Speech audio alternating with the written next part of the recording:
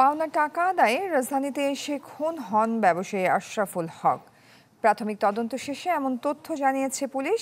বৃহস্পতিবার হাইকোর্টের সামনে থেকে ২৬ খণ্ডে ভাগ করা অবস্থায় ড্রাম থেকে আশরাফুলের মরদেহ উদ্ধার করে পুলিশ।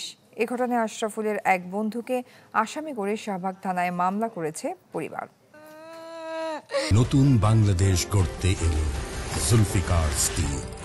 জুলফিকার স্টিল, ইস্পাত দৃঢ় অঙ্গীকার।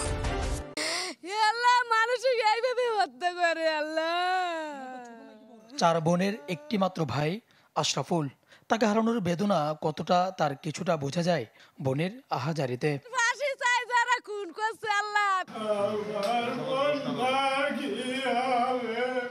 ২৬ খণ্ড করা আশরাফুলের মরদেহ বুঝে নিতে ঢাকা মেডিকেল মর্গে আসে তার পরিবারের সদস্যরা।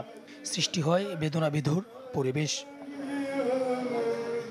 পরিবারের সদস্যরা জানায়, রংপুরের বদরগঞ্জ উপজেলার নয়াপাড়া গ্রামের বাড়ি থেকে ব্যবসার কথা বলে ঢাকায় আসে আশরাফুল।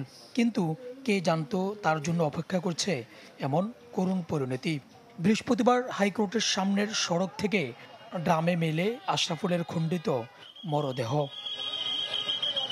ও আমার বোনটাকে বলে নাই যে কি কাহিনী, কারোর সঙ্গে শত্রুতা ছিল এরকম আমরা জানি না। যে দুইজন আলছে, একজন মারা গেছে আর একজন আছে, এখন তার কোনো ফোন বন্ধ। কালকে আমার সঙ্গে কথা হয়েছে, এখন যে কথা হয়েছে তাতে আবুল তবুল বলতেছে, এখন তো আমার সন্দেহ তারই উপরে। হত্যাকাণ্ডে নিহতের জরেজ নামে এক বন্ধুকে আসামি করে শাহবাগ থানায় মামলা দায়ের করেছে পরিবার। পুলিশ বলছে পাওনা টাকা আদায়ে এ খুন হয়ে থাকতে পারে। একটা মানুষ খুন হয়েছে, ২৬ টুকরো করে কেটে ফেলেছে। এইখানে এটার সঙ্গে আসলে কজ এফেক্ট রিলেশনশিপ কি আছে, এটা আসলে তদন্তের পরই আসলে প্রকৃত রহস্যটা উদ্ঘাটন হবে। ঘটনার পর থেকেই আসামি জরেজ পলাতক।